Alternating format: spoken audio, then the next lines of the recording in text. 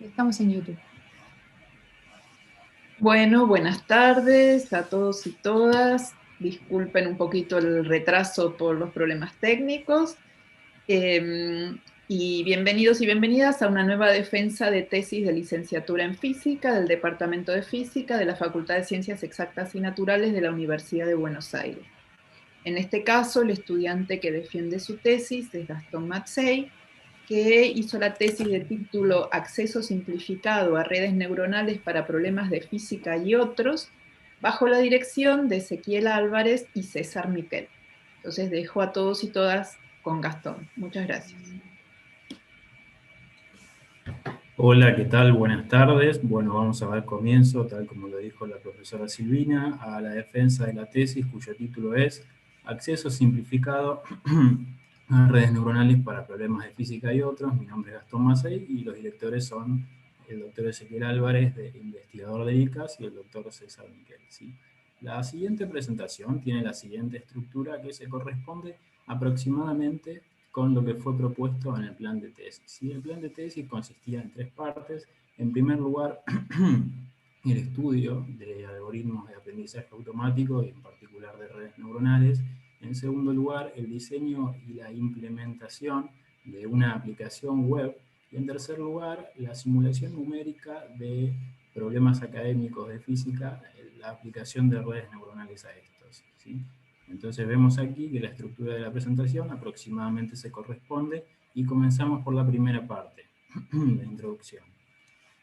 Comenzamos entonces visitando rápidamente lo que sería partes de la historia de la inteligencia artificial y en particular la historia de las redes neuronales. Comenzando por 1950, cuando Alan Turing define la inteligencia, y siguiendo entonces casi 2 décadas de aplicaciones varias y eventos varios que se ven parados por un periodo comúnmente llamado el primer invierno de la inteligencia artificial. ¿En qué consiste? Consistió en un periodo de marcado de financiamiento para la investigación y la transferencia tecnológica de aplicaciones de inteligencia artificial.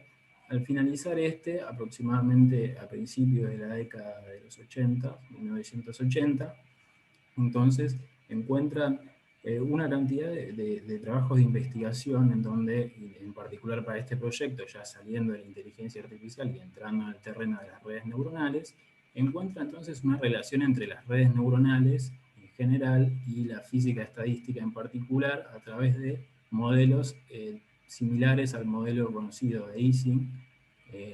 Hablo de los modelos de vidrio de spin de 1979, y también el modelo de las redes de Hopfield en 1982. Sí, hay una alarma que suena. Sí, sí, la alarma que suena. Apágalo. Disculpen, estoy con mi abuela que no podía mirar por YouTube. Y entonces, bueno, entonces tenemos aquí modelos de física estadística, ¿sí? En donde se relacionan con las redes neuronales, redes de Hopfield, vídeos de spin, y luego aparece nuevamente un bloquecito de hielo. Por favor, si no se ve el mouse, avísenme. El bloquecito de hielo entonces simboliza el llamado segundo invierno de inteligencia artificial, también un periodo marcado por el desfinanciamiento, ¿sí? Al finalizar comienza la década de 1990, en donde comienzan entonces un conjunto de teoremas en el campo matemático, los llamados teoremas de aproximación universal, que vienen a cuantificar cuáles son las posibilidades de parametrizaciones a partir de redes neuronales, y se alcanza a principios del siglo XXI lo que aquí se simbolizó con un cohete espacial. El cohete espacial entonces viene a representar el inicio de... Hola, ¿me escuchan? El cohete espacial viene a representar el inicio del llamado tercer boom de la inteligencia artificial, el cual consiste entonces en un paper de George Hinton en el 2006, que también da inicio a una época llamada la revolución, la Deep Learning Revolution, la revolución del aprendizaje profundo, la cual en los últimos 10 años, desde el 2010 hasta la fecha, entonces, ha producido una gran cantidad de aplicaciones concretas, por ejemplo, en el procesamiento de imágenes, o en la traducción de los lenguajes, o en el procesamiento de señales, la traducción de señales sonoras y, por ejemplo, los vehículos autónomos. Avanzando entonces al tema principal del proyecto, por favor, si no se escucha, avísenme por el grupo de WhatsApp. ¿Sí? Entonces yo continúo, porque perdí el audio de ustedes. Sí, sigo, entonces. La red neuronal, entonces, el modelo que tenemos aquí... Está todo perfecto, Gastón, ¿eh? Perfecto, perfecto. Está todo perfecto. Audio Continuamos, y muchas video. gracias. Este es el símbolo que tenemos en esta presentación para lo que sería una red neuronal, y entonces se corresponde a lo que sería el grafo asociado a una red neuronal. ¿Sí? Presentamos sus partes brevemente. Tenemos entonces los que serían los círculos y las líneas. Los círculos serían los nodos del grafo, que son llamados neuronas, y las conexiones entre estas también tienen asociado entonces un peso. Vamos a ver la formulación matemática brevemente. ¿Sí? Entonces, por ejemplo, una red neuronal es capaz de, a partir de una dimensión de entrada, en donde existen en un dominio de, por ejemplo, 4 dimensiones, ¿sí? Se toma un punto. Este punto entonces tiene cuatro valores, ¿no? Un vector 4-dimensional. Lo notamos x1, 2, 3, 4, ¿sí? Y entonces es posible calcular el próximo nodo a partir de aplicarle la función de activación, aquí f minúscula, ¿sí? Sobre la suma ponderada de todos los elementos de entrada, ponderadas por entonces los parámetros de la red, que se llaman los pesos, aquí simbolizado con w supra 1, sub 1, sub i, y ese mecanismo puede iterarse para lo que serían las próximas capas, para así dar lugar entonces a una composición de funciones que al final dependen de las variables de entrada y de los pesos, como se puede ver aquí. Entonces la pregunta que concierne al presente trabajo es cómo transformar este mapping, estas funciones, en un modelo capaz de realizar predicciones binarias. Para hacer esto, entonces, y tomando la forma funcional aquí presentada, es posible notar que el espacio de entrada 4-dimensional, en este caso, por ejemplo, se mapearía a la recta real, en principio. Entonces, para transformar eso en un modelo que practica predicciones binarias, lo que se hace es mapearlo a un compacto 0,1, usando alguna función tipo escalón. Por ejemplo, aquí, la más usada, la llamada función sigmoide f de x igual a 1 sobre 1 más e a la menos x, y a partir de tener entonces la imagen mapeada al compacto 0,1, se define algún valor umbral, y a partir de ello, entonces es que se dice que si el punto fue mapeado entre el umbral y el 1, se dice que fue un positivo, es decir, 1, clase 1, y en el caso contrario se dice que fue la clase 0. Entonces vamos a introducir, entramos en la sección 2, vamos a presentar la aplicación web que fue construida. ¿Sí? Este es el índice de la sección 2, es la sección más intensa, más extensa, y que consiste en 3 partes. La primera parte es el sitio web, la segunda parte muestra cómo es posible personalizar la red neuronal que está embebida en el sitio web, y en tercer lugar se explica brevemente su implementación en términos del desarrollo del software. ¿Sí? Aquí se encuentra entonces un esquema general, que es cualquier persona que utilice el sitio interactuando con la URL ai-friendly.com con una red neuronal. Entonces expliquemos brevemente en qué consiste la propuesta, un sitio web que realiza predicciones binarias a partir del siguiente diagrama de flujo. Comenzamos por uno, entonces, una persona que visita la página que realiza 2. Le entrega al sitio web un conjunto de archivos en un formato accesible, se entiende por accesible Microsoft Excel, un archivo de Excel. Llegamos a la parte 3, que es una red neuronal que recibe los archivos, ajusta sus parámetros y realiza predicciones binarias. ¿Sí? Finalmente, entonces, entrega las predicciones binarias en formato Microsoft Excel y se los envía a quien haya visitado la página. Ese es el esquema general. Ahora, ¿qué pasa si uno pone la URL en el navegador web, por ejemplo en Google Chrome, presiona Enter, entonces se alcanza la siguiente página? ¿Sí? Esta es la página entonces, que se ha diseñado. Esta sería la página de bienvenida, lo primero que ve quien visite la página. ¿Sí? Tiene 4 botones aproximadamente, y vamos a ver entonces cómo se usaría la página con un ejemplo concreto. El ejemplo que tomamos entonces es el ejemplo de la parametrización de una esfera. ¿Sí? Miremos entonces, en la izquierda se encuentra una base de datos que fue simulada. Entonces, a partir de generar un conjunto de puntos al azar adentro del cubo unitario en 3 dimensiones, es posible etiquetar a los puntos a partir de si se encuentran dentro o fuera de una esfera de radio 0,5. Si se encuentran dentro, se marca como positivo; si se encuentra fuera, se lo marca como negativo o clase 0. Esta es una simulación sencilla y la pregunta es si una red neuronal puede parametrizar a la esfera para etiquetar correctamente a los puntos del cubo unitario. Aquí está el símbolo de la red neuronal, la cual es entrenada con ese conjunto de datos, y aquí a la derecha se encuentran los resultados. Los resultados, entonces, en el mismo espacio encontramos que para cada punto estamos graficando con su color el valor que le fue asignado dentro del compacto 0,1 según la barra de color. Notamos entonces que cualitativamente se ha parametrizado correctamente la esfera, y ahora la intención de esta sección es recuperar el mismo resultado utilizando el sitio, ¿sí? Entonces, para recuperar el mismo resultado utilizando el sitio, lo que hay que hacer es presionar en la página a la que se había alcanzado, let's try, o sea, probemos, comencemos, ¿sí? Alternativas son entonces presionar ayuda, conocer más información sobre los autores o personalizar la red neuronal. Entonces, el primer paso al que se alcanza cuando se comienza a utilizar presionando Let's Try es el paso 1, la tarjeta de aprendizaje, también llamado Step 1 Learn Card en inglés, se ha escrito. Aquí entonces se describe lo que hay que hacer. Nosotros lo visitaremos con un ejemplo. Aquí estamos mirando el archivo Excel por dentro, lo que sería entonces lo que hay que enviarle al sitio web como tarjeta de aprendizaje. Tenemos entonces, parametrizando el espacio tridimensional en coordenadas cartesianas, lo que se hace es en cada columna tener X, Y, Z, y finalmente enviarle lo que sería la clase correcta, ¿no? Porque le estamos enseñando a la red neuronal, por eso se llama Learn Card. Este es el archivo Excel que se pone como Learn Card, se presiona siguiente, y alcanzamos el paso número 2, la tarjeta de entrada, o In Card. En este caso, se trata de suministrar un archivo Excel que muestra puntos del dominio sobre los cuales queremos que la red neuronal realice predicciones. Entonces aquí vemos el mismo archivo en Excel, un archivo en Excel, pero en este caso carece de las predicciones, nuevamente tiene las 3 dimensiones de entrada. Presionamos Next, y finalmente el último paso, poner un correo electrónico, en este caso pongo el mío personal, y presiono Process o procesar, ¿sí? Aquí finaliza entonces el uso más sencillo posible del sitio, el cual entonces nos devuelve éxito, aquí en verde, que lo que significa que las tarjetas enviadas tienen el formato correcto. Entonces, ahora muestro, es mi casilla de correo personal en Gmail, y muestro que me ha llegado un correo de parte de Machine Learning T800, de parte del sitio iFriendly. En inglés dice, su trabajo está listo.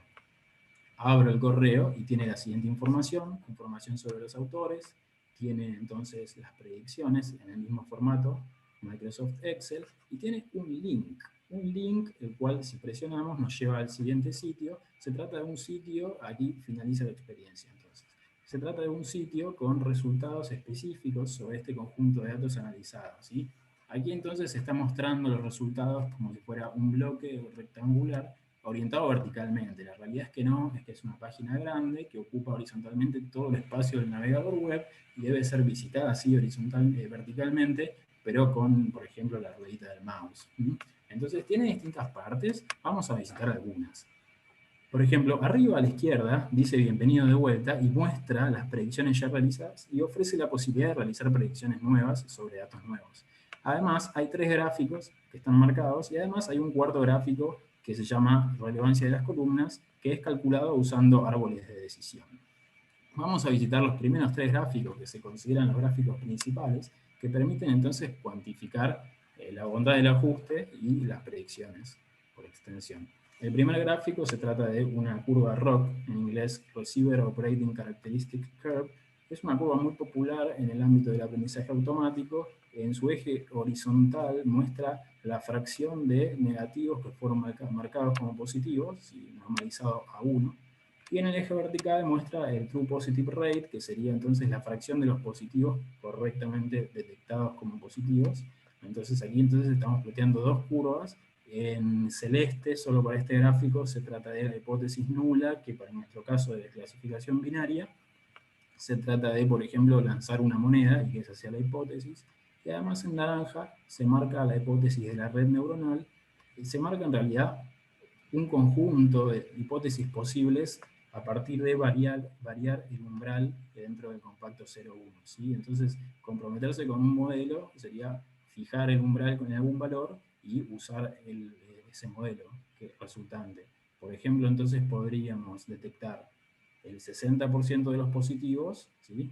Podríamos generar el modelo que se corresponde a este punto.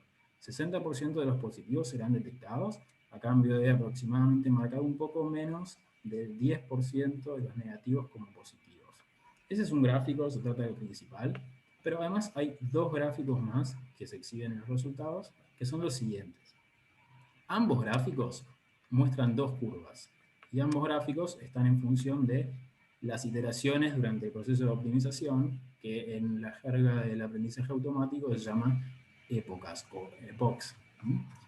Entonces, las dos curvas se corresponden a lo siguiente. A partir de los datos de entrenamiento provistos por quien haya utilizado la página, los datos se parten en dos porciones desiguales, ¿sí? La porción más grande es utilizada para ajustar los parámetros del modelo. La porción más pequeña es reservada para lo que se llama entonces el conjunto de testeo, o también a veces llamado de validación, para medir entonces la función de pérdida o lo que se quiera medir sobre datos que no están sesgados por el hecho de haber participado en el proceso de aprendizaje. Un uso de las dos curvas es, por ejemplo, para poder verificar cualitativa y cuantitativamente si ha ocurrido sobreajuste, tal como ocurriría con polinomios de un grado demasiado alto. Uno esperaría entonces que ambas curvas tomen valores similares, y si se apartan mucho, en particular si al conjunto de entrenamiento le va mejor, cual sea la métrica, entonces se estaría sospechando o se tendría la confirmación de que existe sobreajuste. En este caso entonces la curva de arriba muestra lo que se llama la accuracy, que es el conjunto de predicciones correctas sobre el total de datos. Es una métrica útil también, por eso se exhibe, dependiendo del uso que se le quiera dar al modelo. Y finalmente, en la parte de abajo, 3, Model Loss, se muestra la función de pérdida, que es la función utilizada durante el proceso de optimización. Entonces, avanzamos. La red, el sitio web permite personalizar la red neuronal. Para esto hay que, a partir de la página de bienvenida, presionar Customize Network, o en castellano, personalizar red. Una vez que se presiona esto, con la idea de ofrecer un nivel graduado de personalización, en primer lugar se muestra únicamente la siguiente opción, que es modificar la cantidad de neuronas, la función de activación, y la cantidad de iteraciones usadas para optimizar la red neuronal. Pero también se puede presionar más opciones, o more options, y así como se alcanza el siguiente, que es el último nivel de personalización posible, es el nivel más grande de todos, y entonces permite modificar lo siguiente, lo visito de arriba a abajo, de izquierda a derecha, muestro.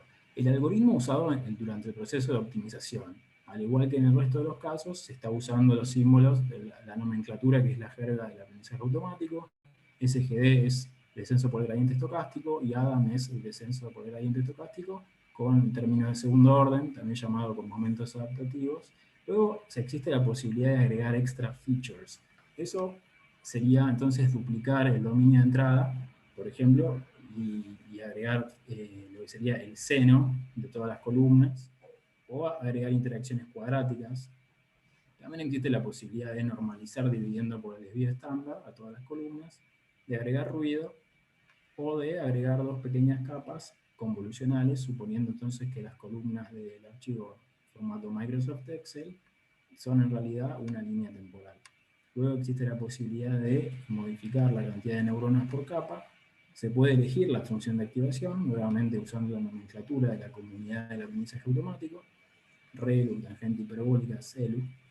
Y finalmente, parámetros propios del proceso de optimización, como son la cantidad de épocas, ya visto en la parte anterior, y lo que sería el tamaño del lote, en inglés batch size.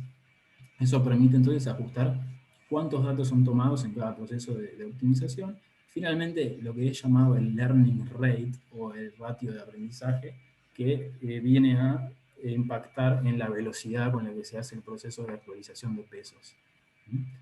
Bueno, esto finalizado, entonces se va a visitar cómo es que se implementa la aplicación web. Para implementar la aplicación web, entonces, hay que diferenciar que esta consiste de dos partes distintas. En primer lugar, consiste lo que es llamado el front-end, que sería la experiencia que quien visite la página tiene. Sería entonces la idea general de que al visitar la página se interactúa con el sitio web, sería el código fuente del sitio, lo cual fue diseñado usando lenguajes de programación orientados a la parte visual, que se llamarían estos CSS para las librerías visuales y JavaScript para lo que serían los botones desplegables. Pero además de esto, para que el sitio pueda ser generado, es necesario construir lo que es llamado el back-end, o la parte de atrás, mal traducido, ¿sí? Esto se hizo entonces a partir de un software de orquestación, aquí simbolizado como una ballena que lleva contenedores.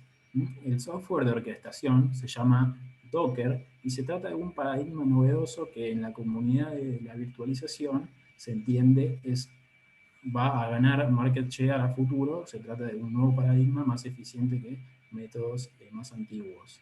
Entonces, lo que permite el orquestador Docker es instanciar 3 estructuras modulares entre sí independientes para que cada una se dedique a una tarea específica distinta. Visitamos entonces lo que serían los logos de cada una y sus nombres. Tenemos de abajo hacia arriba. Abajo está el servidor de automatización, lo que permite gestionar la lista de tareas, entre otras cosas, y enviar los correos. Su nombre es Jenkins, es un software open source, escrito en el lenguaje Java. Más arriba está lo que se pronuncia Nginx, también open source, escrito en C. Se trata de un servidor web especializado en responderle al usuario para que éste pueda visualizar de forma veloz el sitio web. Finalmente, el último contenedor tiene 2 símbolos. Tiene en primer lugar un cuerno y abajo en naranja una T y una F en 3 dimensiones. Estas son 2 librerías de Python, Flask y TensorFlow. La librería de arriba, llamada Flask, el cuerno en inglés, está dedicada entonces a implementar la lógica del sitio web, y la librería de abajo está dedicada a lo que sería entrenar la red neuronal, instanciarla y transformar el código de Python en un código en el lenguaje C. Entonces avanzamos viendo procesos específicos que es capaz de realizar el sitio para visualizarlo entonces con ejemplos. Por ejemplo, visualicemos el proceso de carga de datos hacia el sitio y cuál es el rol de cada estructura modular en esto, ¿sí? Quien haya visitado la página entonces provee de archivos en formato Microsoft Excel al servidor web mediante el protocolo TCP. El servidor web entonces transfiere los archivos a lo que se llama el servidor de Python, aquí detrás, comandado por Flask, la librería principal en todo el código, la cual recibe los archivos en formato Excel, implementa algún tipo de lógica interna para verificar que tengan el formato correcto, que no sean demasiado grandes, que justamente que tengan todas las columnas sean iguales, en el sentido de que las columnas de entrenamiento y las columnas sobre las cuales se van a hacer predicciones sean la misma cantidad, a menos de la última columna con predicciones. Finalmente, si pasan todos los testeos, las verificaciones, se devuelve una respuesta hacia el servidor web, el cual se la muestra a quien haya visitado el sitio con, por ejemplo, un mensaje que dice éxito, como nos apareció en el caso anterior de la parametrización de una esfera. Hay un proceso más que está aquí ocurriendo, es el siguiente. Los archivos, entonces por el servidor de Python, son guardados, dado que pasaron la prueba, son guardados y también se le notifica al servidor de automatización que debe agregar una tarea a su cola de procesos. Visualicemos entonces otro flujo posible de la página, esta vez el último. Entonces, este flujo comienza por el servidor de automatización, y el mayordomo aquí debajo, Jenkins.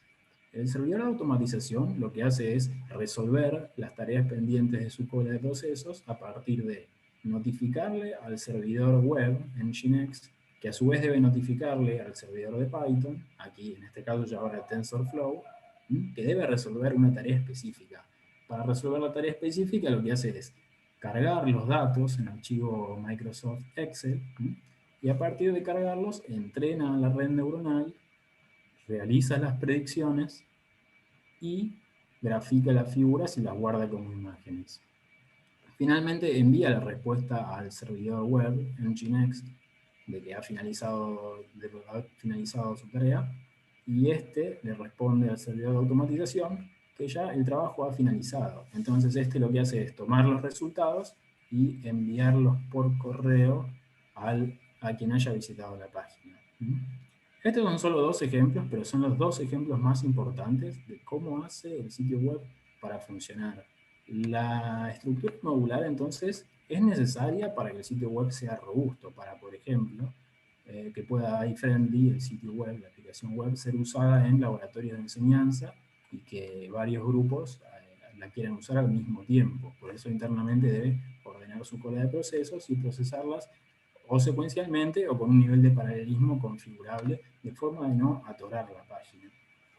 Entonces, hemos cubierto cómo se implementa la aplicación web. Vamos a continuación a visitar aplicaciones físicas. Entramos entonces en la sección 3, simulaciones numéricas relacionadas a aplicaciones de las redes neuronales a problemas académicos en física y otros. Tomemos, por ejemplo, el caso de las ecuaciones no lineales. En realidad no se trata de una ecuación no lineal genérica, sino que se trata de una ecuación en dimensión 2, ordinaria, homogénea, y que solamente tiene un campo con orden cuadrático. Entonces, aquí lo que se quiere plantear es que, como una alternativa a tener la solución analítica, se ha visto en parte durante la carrera, que una alternativa a conocer la solución a esta ecuación es simplemente buscar los puntos fijos, es decir, los lugares del dominio en donde el campo se anula, es decir, que la derivada es cero, sabiendo que esos son equilibrios, entonces mirar el operador de evolución linealizado en ese entorno.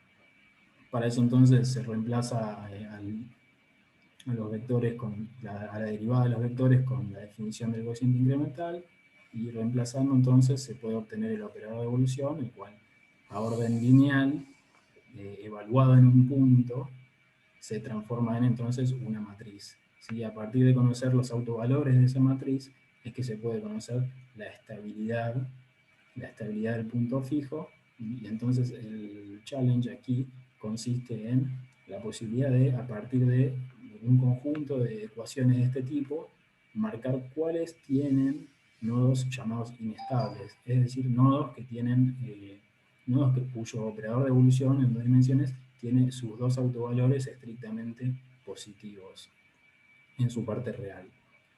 Entonces se realizó la siguiente simulación numérica, la cual consistió en, a partir de los parámetros de esta ecuación diferencial, generar simulaciones para estos, es decir, samplearlos a partir del compacto -1, 1, ¿sí? Entonces en cada fila, lo que aquí estamos viendo, en esta imagen de la base de datos, lo que estamos viendo aquí entonces son filas en donde cada fila es un conjunto de parámetros que permiten entonces asociarse a la ecuación diferencial que estábamos viendo. Lo que se hacía entonces para marcar si la ecuación diferencial tenía o no aunque sea un repulsor, en ese caso marcarlo como positivo. Repulsor es, recuerdo que el operador de evolución linealizado, y en ese punto tenga ambos autovalores estrictamente positivos en su parte real.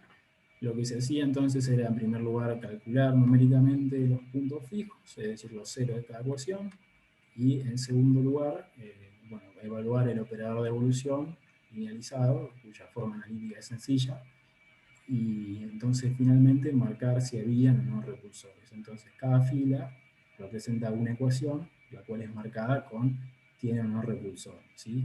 Aquí entonces tenemos varias filas, estamos viendo aproximadamente 20, en realidad la base de datos completa ha alcanzado casi 20.000 ecuaciones. Numéricamente esto es un proceso relativamente lento, implementado en Python, en donde puede tardar hasta 1 segundo en encontrar la raíz de esa ecuación. Sin embargo, la tesis duró como 12 meses, entonces no hubo apuro, y entonces se pudo producir la base de datos de hasta 20.000 filas. Sigue avanzando entonces hacia los resultados. Los resultados de entrenar a la red neuronal para la tarea de la distinción de ecuaciones diferenciales que tienen repulsores. Estos son los resultados. ¿Sí? Aquí se muestran 3 figuras. 2 figuras ya fueron visitadas anteriormente. Se trata de la curva ROC y además la curva que muestra la accuracy y la función de pérdida por debajo, ¿sí? No importa, lo vamos a volver a visitar ahora entonces. Lo que ofrece el modelo instanciado a partir de entrenar a la red neuronal es lo siguiente. Por ejemplo, Un modelo posible sería detectar el 80% de los verdaderos positivos, es decir, comprometerse con un valor para el umbral que convierte el compacto 0,1 en una variable binaria, comprometerse con algún valor para el umbral que permita que el modelo detecte el 80% de los positivos con casi cero falsos positivos. O como una alternativa, entonces existen otros valores posibles, otra relación posible. Todas estas alternativas se representan entonces en la curva ROC. Algo también interesante que permitiría complementar a lo que ahí acabamos de ver sería un histograma a partir de alimentar la red con todos los datos del dominio, un histograma sobre dos tipos de clases. Datos del dominio marcados en naranja, datos del dominio cuya verdadera clase es positivo, es decir, 1, y datos del dominio cuya verdadera clase es la clase 0, aquí marcada en celeste, ¿sí? Para ambos, entonces, se mostró el histograma de cuáles fueron los valores asignados por la red neuronal a la salida, ¿sí? Valores del compacto 0,1, aquí llamado probabilidad. Entonces, para estos, notamos que no existe valor del umbral que permita que los datos aquí naranjas, que fueron marcados muy cerca del 0, sean separables de la clase 0. Esto es decir que habían datos que tenían que ser marcados como positivos, como un 1, con el color naranja. Sin embargo, el valor asignado a la salida quedó de este lado, y es por eso que la curva ROC no puede alcanzar lo que sería el valor óptimo, el valor ideal, que sería el cuadrante superior izquierdo, ¿no? El punto horizontal 0, el punto vertical 1. ¿no? También existe más información de este modelo, que es la siguiente. La función de pérdida en función de las iteraciones. La función de pérdida en función de las iteraciones muestra entonces que se ha minimizado la pérdida durante el entrenamiento de los pesos, y muestra que no hay, cualitativamente es apreciable, que no hay una gran separación entre la curva de entrenamiento y la de validación. Recordamos que esta entonces consistía en partir los datos de entrenamiento en una porción grande, en el caso del sitio web el 70% de los datos, y usarlos para ajustar los parámetros. Sin embargo, se mantenían datos aparte, llamados de validación, para evaluar justamente la pérdida y notar si estaba existiendo sobreajuste, generalmente causado por un exceso de grado de libertad por parte de la red neuronal, por ejemplo, que sea muy ancha o muy profunda, o ambas. Entonces aquí se ha notado un amesetamiento en donde no hay una diferencia apreciable entre ambas curvas. Por otro lado, tenemos aquí la llamada accuracy, el total de predicciones correctas dividido el total de los datos. Ambos se comportaron cualitativamente de forma similar. Ambos, no hay tampoco overfitting, sobreajuste, y han alcanzado casi el 90% de las detecciones correctas. ¿sí? Es otra forma de cuantificar el modelo. En este caso, se está usando únicamente el umbral marcado en 0,5 aquí. Sería algún valor para la curva ROC. Existieron otros ejemplos, por ejemplo, la detección de procesos de creación y decaimiento del bosón de Higgs. Esta es otra aplicación física. Bueno, en física existe el llamado modelo estándar, que apunta a modelar la naturaleza como un lagrangiano, que es una suma de lagrangianos más pequeños, en donde el elemento variable para los lagrangianos son campos, ¿sí? Las partículas entonces serían cuántos de estos campos están cuantificados, y en particular aquí nos interesa el caso del bosón de Higgs, que sería un cuánto del campo de Higgs, ¿sí? Por ejemplo, tomando una partícula conocida, popular, por ejemplo el electrón tiene carga, pero también tiene masa, y para que el electrón tenga masa, el modelo estándar es que se introduce el campo de Higgs. La forma en la que el campo de Higgs entonces se introduce la masa es mediante el mecanismo de masa. Es decir que en el modelo estándar existe un potencial en función del campo de Higgs, que tiene la siguiente forma de sombrero mexicano, y al proponerse que este no se encuentra en el centro del sombrero mexicano, sino post ruptura de simetría, en algún valor de expectación no nulo, es que se propone entonces que en la interacción con las partículas estas adquieren masa, ¿sí? Entonces, el modelo estándar permite cuantificar la probabilidad de que existan ciertos procesos de creación y destrucción de partículas, los cuales se pueden graficar como diagramas de Feynman. Aquí tenemos ejemplos en donde se crea el bosón de Higgs, la línea punteada, ejemplos en donde se destruye el bosón de Higgs, la línea punteada nuevamente. Esto entonces se puede medir, de hecho se ha medido en 2012, en lo que se llama colisionadores de partículas. Un ejemplo de estos es el LHC, aquí se ha graficado el LHC. Entonces, lo que se ha hecho en esta parte del trabajo es simular colisiones de partículas, y a partir de la simulación de colisiones de partículas, se intentó con una red neuronal detectar colisiones en donde habían existido procesos de creación y o decaimiento del bosón de Higgs, y separarlos de lo que se llamaría la señal de fondo, de background, ruido. Aquí entonces tenemos con un software especializado llamado MATGraph la simulación de eventos de colisión. Por ejemplo, marcamos con un rectángulo rojo lo que sería una colisión, con un rectángulo verde lo que sería otra colisión, ¿sí? Y todo eso va a parar a lo que sería la base de datos utilizada, en donde cada colisión es una fila. Tenemos entonces el conjunto de datos verdes se ha transformado en la fila verde. Y lo mismo para el cuadrado de arriba, el rectángulo de arriba, el rectángulo rojo. Y entonces podemos aquí notar que cada partícula en el software especializado es una fila. Aquí tenemos entonces una colisión que tuvo una colisión que tuvo 3 partículas, ¿sí? Y cada partícula tiene 8 parámetros. Entonces aquí tenemos una colisión, rectángulo rojo, que ha tenido 3 partículas y cada una de estas tiene 8 parámetros. Okay. Entonces, si queremos construir una base de datos con esto, lo que hacemos es, en general, permitir que en una colisión participen hasta 11 partículas. Entonces esto nos da un total de 11 veces 8, 8 veces 11, 88 columnas en total de la base de datos. En el caso de colisiones que no tienen 11 partículas, por ejemplo estas dos, se rellenaba la base de datos con ceros. Entonces tenemos 88 columnas, 8 por partícula, hasta 11 partículas, con 8 parámetros para cada partícula. Esta es la base de datos, y si en el proceso había si en la colisión había un proceso de creación y o decaimiento del bosón de Higgs, se marcaba como clase 1, caso contrario se marcaba como clase 0. Los resultados van a ser visitados con estas dos figuras y con una diapositiva más.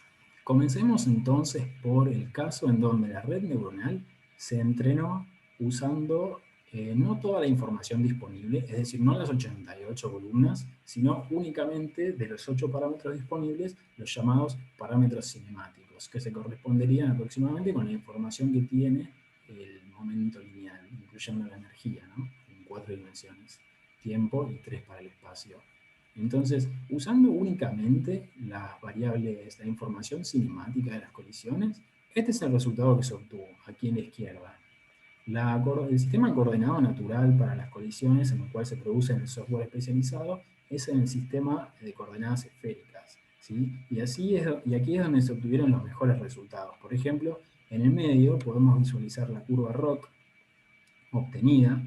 Podemos, por ejemplo, entonces hacernos la pregunta de con 80% de los positivos detectados, es decir, 80% de true positive rate en la curva ROC, cuál es la fracción de falsos positivos, y el valor de esto es menor al 20%.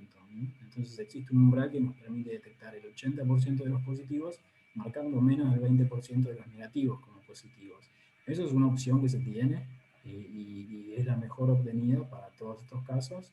Aquí también podemos visualizar lo que se llama la accuracy, por arriba del 80% después de casi 150 iteraciones, la cual también aquí se graficaron en rojo y en amarillo. Aquí está la referencia. En rojo y en amarillo, entonces, ambos conjuntos de entrenamiento y de validación. Se los puede notar cualitativamente que están muy cerca. Esto quiere decir que no hubo un apreciable sobreajuste. Sin embargo, ha existido un poco de sobreajuste para la función de pérdida, en donde notamos que el conjunto de validación, el que no fue usado durante el proceso de optimización, se estanca mucho antes que el conjunto en el cual la red neuronal es entrenada. Al margen de esto, también es posible visitar el histograma, nuevamente en naranja, ahora están invertidos los colores, en naranja serían los casos que eran negativos, el 0, y en celeste o azul los casos que son positivos. Entonces es un histograma de los valores en el compacto 0,1 asignados para los puntos del dominio separados por su clase correcta, ¿sí? Y aquí tenemos lo mismo, pero parametrizando el dominio, parametrizando la información cinemática, no en variables esféricas, sino en coordenadas cartesianas. Y eso es lo que hemos encontrado, que la red neuronal ha tenido una mayor dificultad para separar las clases, por ejemplo, visualización de un histograma, ha alcanzado una accuracy peor, y en particular, si nuevamente se quiere tener el 80% de los verdaderos positivos, entonces lo que hay que tener es casi el 40% de falsos positivos, es decir, se ha duplicado la cantidad de falsos positivos para la misma cantidad de verdaderos positivos. Entonces se puede concluir que el modelo alcanzado es peor si la información cinemática es provista en variables cartesianas. Una forma de intentar reparar eso fue entonces, aquí el gráfico de la derecha es el mismo. Sigue siendo los mismos resultados, 80% de verdaderos positivos y casi 40% de falsos positivos.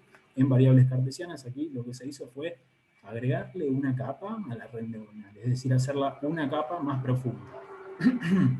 Y los resultados obtenidos son mixtos, pero se concluye que fueron un poco mejores, en el sentido de que en el histograma se nota que son, cualitativamente se nota que son un poco más separables las clases. Por otro lado, es posible notar que el 80% de los verdaderos positivos, agregándole una capa neuronal a la información cinemática en variables cartesianas, entonces no requiere un poco menos de falsos positivos, estaría más cerca del 30% que del 40%, y por otro lado, se ha encontrado que al aumentar la cantidad de grados de libertad, ha aumentado también el llamado sobreajuste, dado que hay una diferencia apreciable en ambas, la accuracy y la función de pérdida, calculada sobre el conjunto de entrenamiento y el conjunto de validación. Sección 3, clasificación de exoplanetas y otras aplicaciones.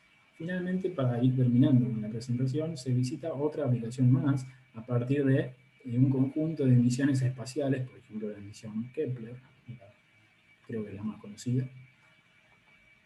Se detecta información, entonces se obtiene información sobre exoplanetas, esto es, planetas por fuera del sistema solar.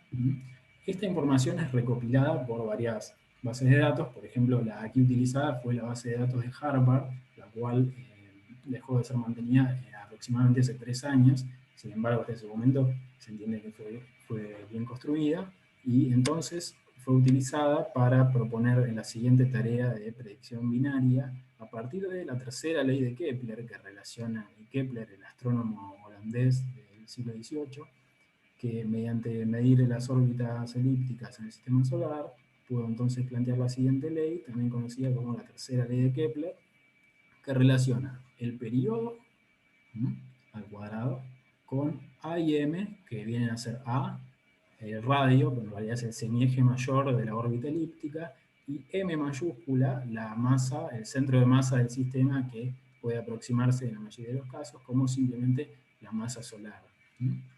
Entonces, a partir de esa ley, digo, en caso de Kepler la masa era siempre la misma, aproximadamente la misma. Pero en nuestro caso no, porque son exoplanetas, y los soles entonces son distintos, las estrellas son distintas. Entonces, en la tarea de clasificación binaria, aquí consistió en, a partir del radio del semieje mayor y la masa de la estrella, separar el periodo que superara cierto valor umbral. Ahora, la forma en la que se eligió el valor umbral es como decirles un periodo mayor a 20.000 días. La forma en que se eligió fue doble. En primer lugar, porque si se elige 20.000 días, se trata de la mediana del conjunto de datos, de forma tal que queda un 50% de positivos y un 50% de negativos. Otra forma de verlo es que es aproximadamente a la edad en la que falleció el astrónomo Johannes Kepler. Más allá de cuál sea la interpretación, estos son los resultados. Entonces, se trata de una función relativamente sencilla, nos podría hacer acordar a lo que fue la parametrización de la esfera.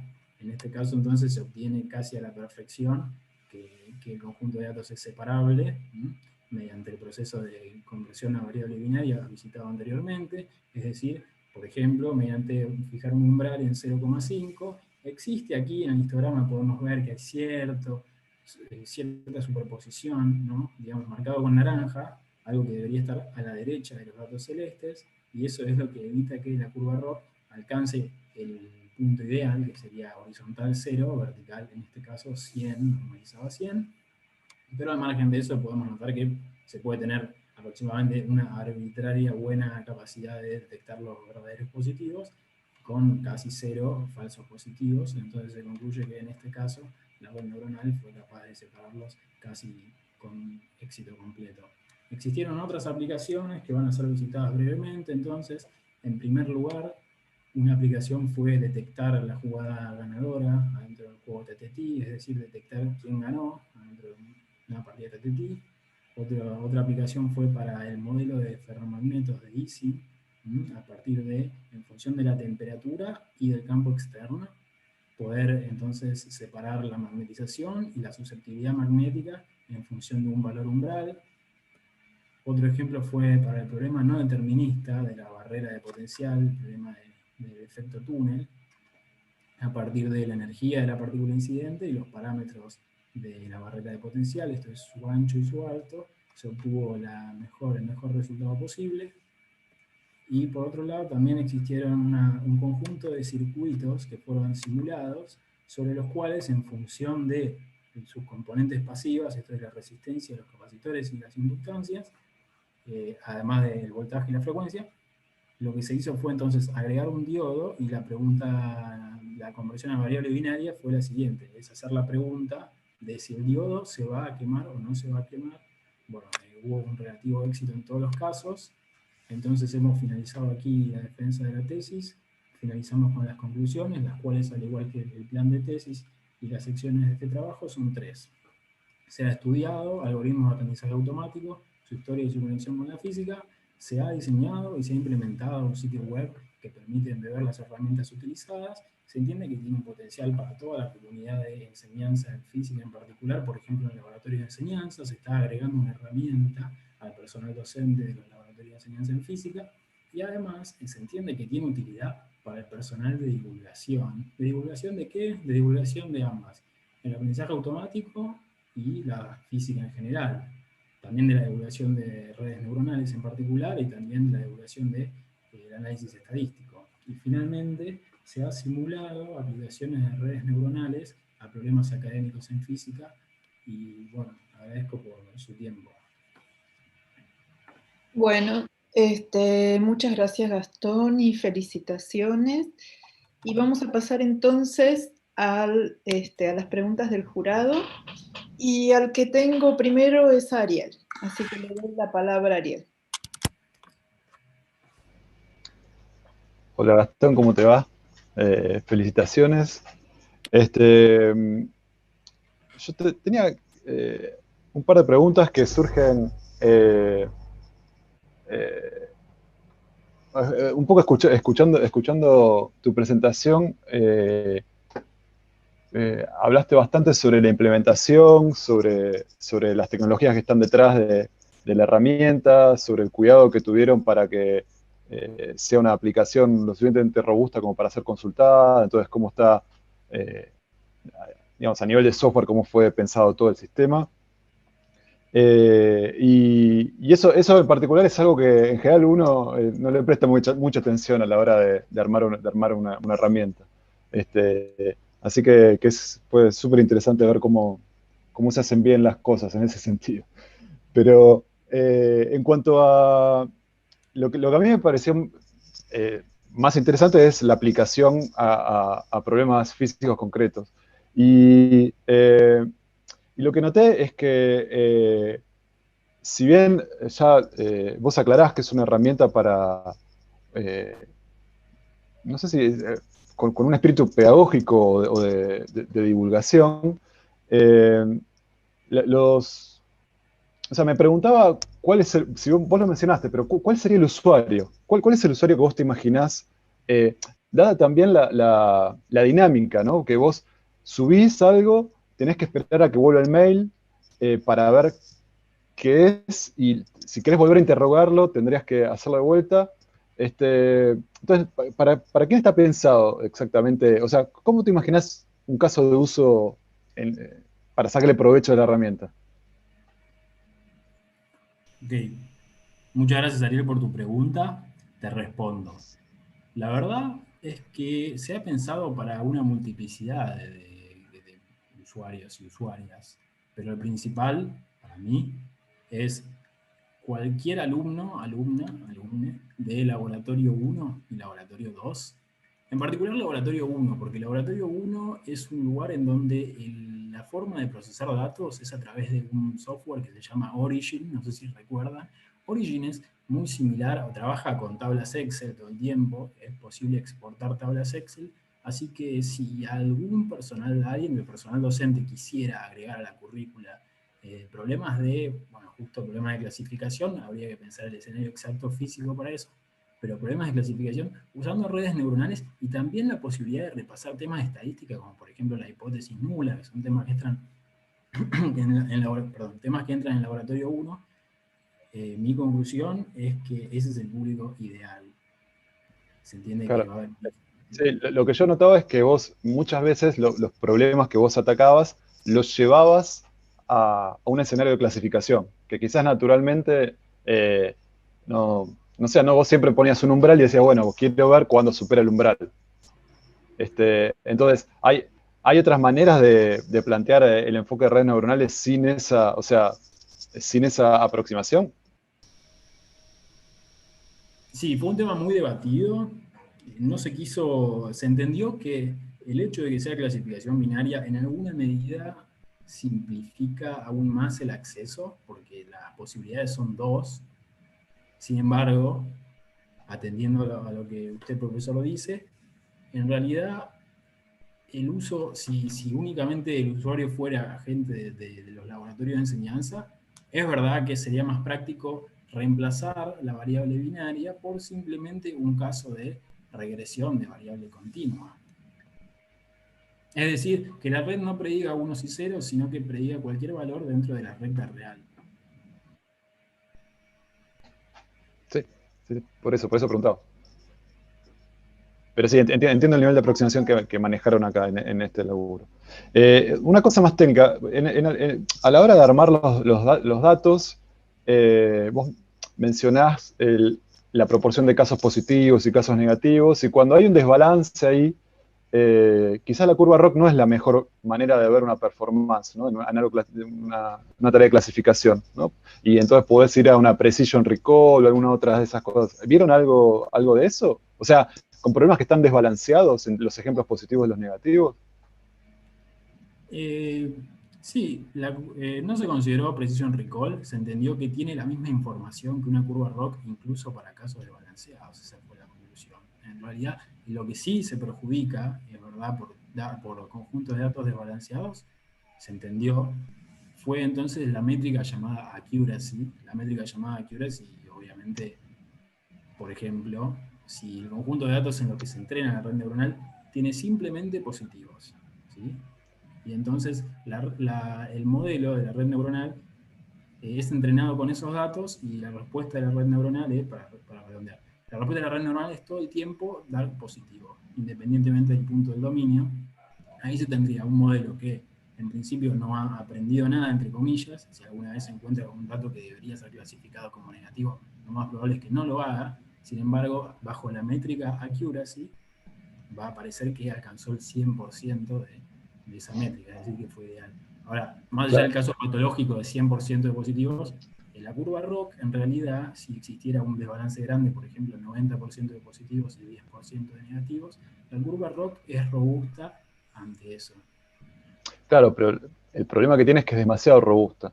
Entonces no te permite distinguir, porque si vos tenés que el 90% de ejemplos negativos, cuando es el false positive rate, todos los false positive rates son muy chiquititos, porque estás dividiendo por un número muy grande de casos negativos. Y entonces pica muy rápido sin tener la sensibilidad que vos estás buscando. Ah, claro. Pero bueno. Claro. Se entiende. Está bien. Bueno, y la última pregunta, bueno, las dos últimas. Me parecía súper interesante la aplicación al problema de tuneleo. Porque en realidad ese sí que no es un problema mapeable, ¿no? Porque lo que vos tenés es una probabilidad y tenés ejemplos, o sea, como es una probabilidad, con los mismos parámetros de entrada, confundís a la red, ¿no? Y entonces, me parece útil, digamos, para entender las limitaciones de lo que estás del abordaje de redes neuronales a cualquier cosa, ¿no? Entonces, la pregunta que te hago es, ¿cuándo no usarías redes neuronales? Dentro del tipo de problemas, digamos, que estamos hablando, ¿cuándo no lo usarías? Ok. Este es un caso en donde la verdad que la información es contradictoria en el conjunto de datos. Si alguien quisiera, por ejemplo, ¿no? ¿Por qué usaría la red neuronal? En este caso de barrera de potencial, alguien me dice, tengo una partícula incidente con esta energía, tengo un potencial de este ancho y este alto, y la pregunta entonces es si va o no a atravesar la barrera de potencial, es decir, si se va a poder medir si se va a medir la partícula del otro lado de la barrera de potencial. A lo que voy con que la información es contradictoria es que entonces en un conjunto de datos, en un conjunto de experimentos, ya si fuera en la vida real, entonces se tendrían, para el mismo conjunto de variables de entrada, a veces se tiene positivos y a veces se tiene negativos, ¿no? Ese es un tipo de problema que claramente no tendría que ser atacado con la red neuronal. Así que la verdad que todos los problemas que no sean parametrizar funciones, no se atacaría con una red neuronal. Ok, bueno, y la última, digamos, vos mostrás, para un determinado problema, vos mostrás una determinada curva ROC, pero quizás variando algunos parámetros, no sé si es la mejor curva ROC que vos pudiste obtener, digamos. Si vos hiciste un análisis, bueno, ¿qué pasa si yo tengo esta curva ROC para el problema de Ising, por ejemplo, y tengo esta performance? Bueno, ¿qué pasa si aumento, o sea, si cambio la arquitectura? O sea, ese estudio no sé si lo llegaste a hacer. O sea, o si estás mostrando la mejor curva ROC que tuviste, o si trataste de tunear un poco más y entender un poquito qué era lo que pasaba en cada caso. Sí, respondo. Esa es una pregunta muy interesante porque en el conjunto de los algoritmos de aprendizaje automático, al menos en el caso de predicciones binarias, tienen distintas velocidades a las que se puede, digamos, tienen distinta complejidad computacional en el sentido de que a veces explorar el espacio de lo que son llamados hiperparámetros de la red, ¿sí? Lo que sería lo que usted decía, el tamaño, el ancho, la profundidad, la función de activación utilizada. A veces responder ese tipo de preguntas es computacionalmente costoso, sin embargo, sí se hizo una búsqueda en el espacio de parámetros y el procedimiento en general para esta búsqueda. En particular, el problema más difícil fue el problema de la colisión de partículas. En ese problema se encontró que había una gran dependencia con la arquitectura de la red, se mostró algo relacionado a eso, sin embargo, lo que quiero aquí decir es que no en todos los problemas existía una gran dependencia con la arquitectura, respondo en general. Lo que siempre se hizo fue comenzar con una red entonces de por curiosidad, digamos, hacer la red más pequeña posible, es decir, darle, por ejemplo, 2 neuronas y una sola capa, y a partir de ahí obtener una hipótesis marginalmente mejor que la hipótesis nula en algunos casos, mientras que en otros casos considerablemente mejor que la hipótesis nula. Obviamente esto dependía de la naturaleza geométrica del conjunto de la base de datos, pero respondiendo a este tema, eventualmente se iba agrandando la red, ¿sí? De forma sistemática a través de un código que quedaba corriendo, y entonces lo que se encontraba era que eventualmente se obtenía un tamaño de red que era tan grande que la cantidad de grados de libertad ya superaría o sería aproximadamente igual que la cantidad de ecuaciones disponibles, es decir, la cantidad de filas en el conjunto de datos. Resumiendo, se entendió que existía algún valor óptimo dado por la finitud del conjunto de la base de datos, y se lo intentó buscar en algunos casos de una forma sistemática y en otros casos, debido a la complejidad computacional del problema, manualmente proponiendo ciertos valores y buscando cuál sería la respuesta del sistema. Y para terminar, el caso de Ising es muy sencillo porque es prácticamente linealmente separable en este caso.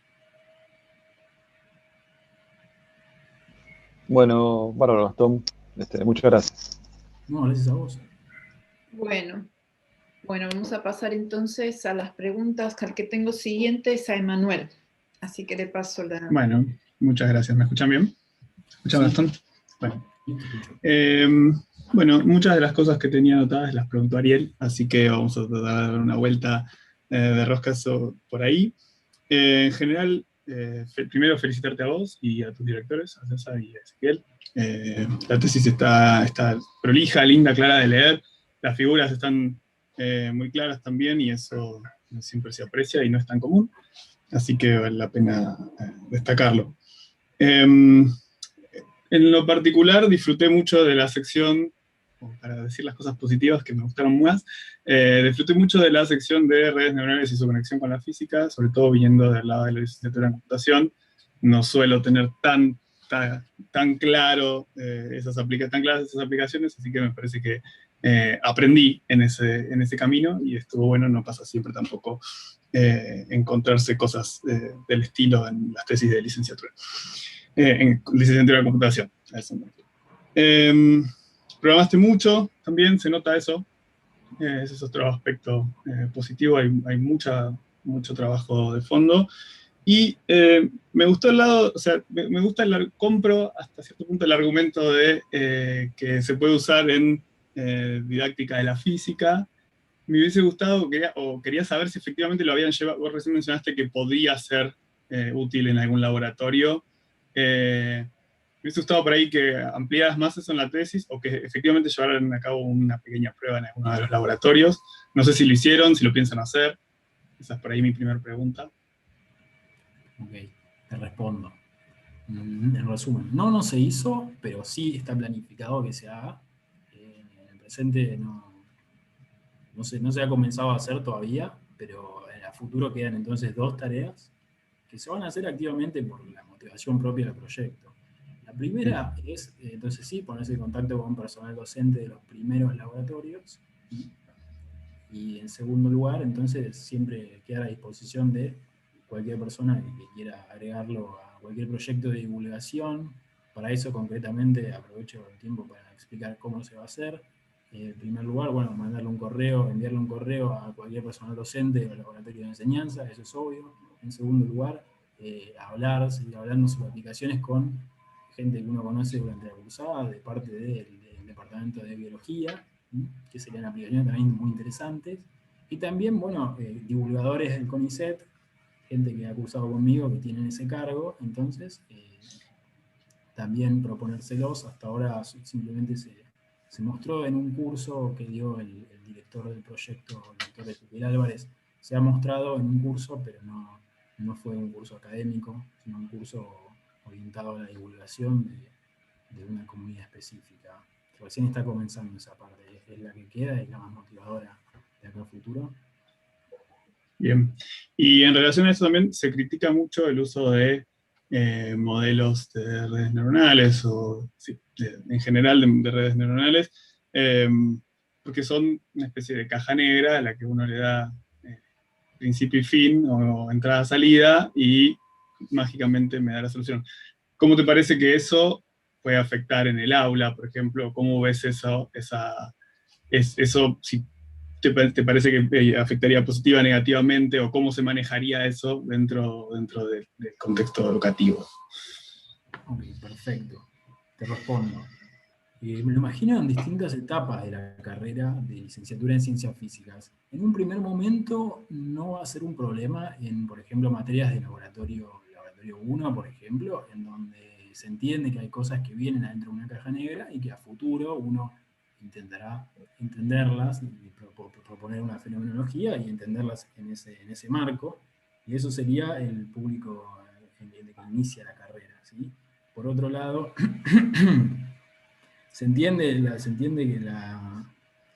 la crítica, pero también hay una actitud muy particular a la que también se quiere hacer referencia, pero es más posterior y me había parecido demasiado compleja para mencionarla. Aprovecho la pregunta. Es la comunidad de licenciatura en ciencias físicas que ya cursó cálculo numérico y que finalizó cálculo numérico y que podrá tener críticas sobre la currícula, por ejemplo, sobre el hecho de querer hacer regresión de funciones, y los únicos métodos que se cubren en la currícula. Es una crítica que he escuchado varias veces, incluido por parte de los CODEPERS, que la crítica sería entonces que no se ven algoritmos de aprendizaje automático, y en particular se ve solamente regresión polinomial. Entonces, en ese contexto se entenderá que la parte caja negra sería un trade-off, a ver, tendría que traducirlo, sería una puja entre la interpretabilidad y la usabilidad, que entiendo que se va a entender en el debido contexto. Bien, y después tengo algunas más puntuales. Una de esas es, no me quedó claro por ahí cuando iba leyendo, en todos los casos, qué proporción de datos usaste para el testing y para el entrenamiento. Si podías dar algo más de info sobre eso. Y si están balanceados de la misma manera ambos datasets en cuanto a muestras positivas y negativas. Ok, te respondo. El conjunto de entrenamiento se trató del 70% de la base de datos en todos los casos, al igual que lo hace el sitio web. Siempre fue el 70% de los datos. Y la distribución de estos era la misma para ambos. Y finalmente responder que en las figuras aquí producidas y en el trabajo final, sí, durante el entrenamiento se utilizó entonces el 50% de positivos, el 50% de negativos, y para la validación también, porque estaba igualmente distribuida. Internamente se probaron otras proporciones y se concluyó que el 50% era lo mejor. Ok. Sí, me había quedado como que no en todos los casos, no estaba seguro si estaban balanceados. Pero ahí está en relación con lo que preguntó Ariel hace un rato, de si la accuracy sobre datos no balanceados te da un número que es representativo, o si para eso tenés que usar otra métrica como, no sé, el accuracy balanceado, por ejemplo, que pesa por clase de clasificación. Sí, perdón, ¿te puedo responder eso? Sí, adelante. Sí, la accuracy balanceada sería la métrica que se usaría en general.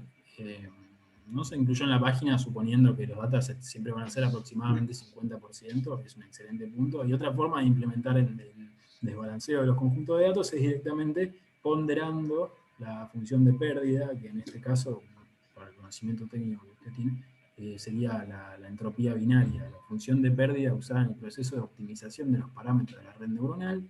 Entonces, esta también puede estar pesada por el desbalance. Se debería entonces ponderar ambas, la accuracy y la función de pérdida. ¿Sí? Y en algún caso se hizo, pero no para las figuras aquí presentadas. Se hizo internamente, digamos. Muy bien. Y última pregunta, por ahí más general, más abierta. Ahora justo en la diapo que estás mostrando en este momento, hay varios circuitos y en todos los casos más o menos pasa lo mismo. Tienes una forma de simular, de generar tus datos sintéticos y de ahí extraer las variables con las cuales después haces la clasificación binaria. ¿Te imaginas cómo puedes generalizar esto? Imagínate que yo tengo un circuito con el cual no lo entrené. ¿Okay? Tengo las variables que más o menos siempre son las mismas, o tengo más o menos los mismos componentes en ese circuito. Sí. ¿Te parece que hay alguna forma de yo no tener que simular todas las veces el circuito y después sobre eso entrenar? O un poco para que comentes sobre ese tema. Perfecto. Esa fue la idea original. La idea original sería entonces implementar yo digo, la idea general de la primera idea. Pero entonces implementar algún tipo de matriz de conexiones en donde a priori entonces se pueda proponer que si esa conexión entre elementos no existe, directamente el valor que tenía que tomar era un 0. Similar al caso de la colisión de partículas, en donde si solamente habían colisionado 3 partículas, el resto de las columnas, sería 8 menos 3, 5 columnas, 5 partículas, se llenaban con ceros. Es como decir, eso no participó, eso no existió. Entonces es verdad que podría existir una sola formulación que englobe a todos los circuitos, y para no retrasar el proyecto, en el marco de haber comenzado con un ritmo de simulaciones no tan rápido como se quería, se prefirió hacer 4 simulaciones específicas y avanzar hacia otros casos. Porque se trató de la segunda simulación numérica realizada en todo el trabajo. La idea es excelente, yo la comparto, es excelente. Un simulador genérico de circuitos, está buenísimo. ¿Sí? Bueno, yo no tengo más preguntas. Gracias. Bueno, gracias, Emanuel. Entonces pasamos a las preguntas de Gabriel, por favor. Por favor, desilenciate. Bueno, Gastón, muchas felicitaciones, muy linda la tesis, me encantó, muy linda la presentación. Un poco retomando la pregunta de Manuel y vinculándola con algo que yo quería comentar, es verdad que generalmente se presenta el problema de inteligencia artificial para ganar conocimiento a partir de los datos como una caja negra o algo medio contrapuesto a la búsqueda de mecanismos y demás, que es nuestra aproximación más habitual en física. Pero estaba pensando, viendo los ejemplos que había armado Gastón en dinámica, que uno puede alimentar con conjuntos de flujos para valores distintos de los parámetros, proponer entonces ecuaciones fenomenológicas y hacer regresiones sobre los parámetros libres, ¿no? Y sacar las ecuaciones fenomenológicas de la dinámica mediante estas técnicas, usar las redes para derivar las ecuaciones, ¿no? Y de alguna manera sería un modo de poner estos dos paradigmas a trabajar en forma conjunta, ¿no? A mí me gustó bastante. Está claro que vos restringiste, Gastón, la arquitectura a redes convolucionales y por lo tanto, ya sea por regresiones o por clasificaciones, vos asumís que no existe dentro de lo que son las características con las que entrenás cierta correlación. ¿Pensaste de alguna manera implementar también arquitecturas que tengan redes recurrentes o algo que aproveche la dinámica y la correlación entre los puntos? ¿O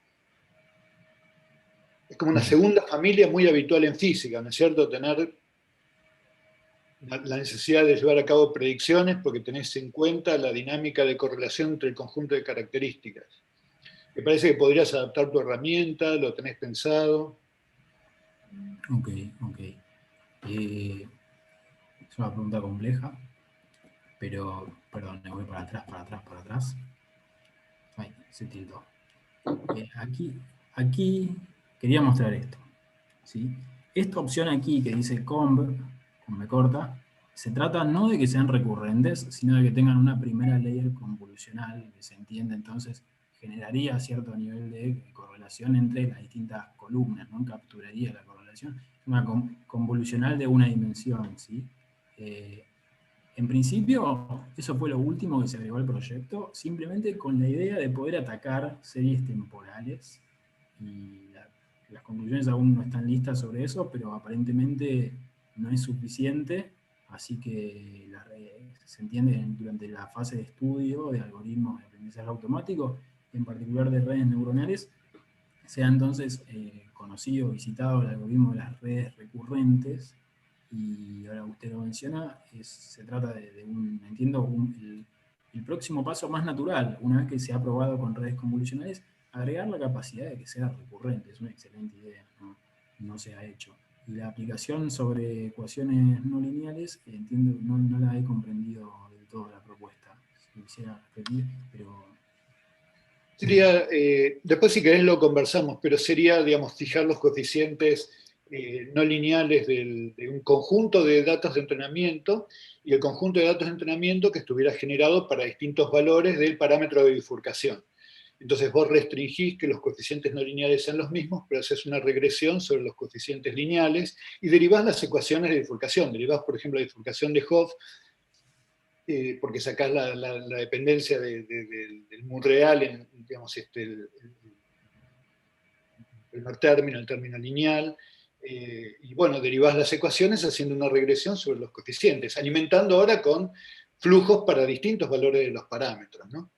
ya entendí, perdón, ya entendí, claro. Y ahí sacás las ecuaciones, entonces usás redes, pero para sacar las ecuaciones que propondría fenomenológicamente o por algún conocimiento. Es excelente, excelente. Sí, queda para implementarse, lo voy a hacer. Para didáctica me parece que sería un lindo ejercicio, derivar ecuaciones usando redes. Claro, sí.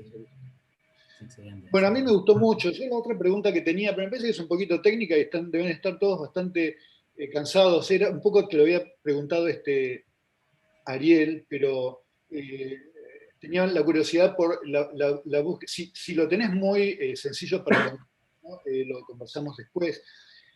Cuando vos no estás fijando cuando el usuario no está fijando los parámetros, cuando en principio vos haces un guess de los hiperparámetros del problema, ¿cuál fue la secuencia de hipótesis de cómo ibas complejificando la red, ¿no? En términos de números de neuronas, número de capas y dropouts o tamaños de ventanas de convolución. O sea, ¿tenías un paradigma general de cómo ibas a complejificar la red dado un problema que en principio sobre el cual estás ciego?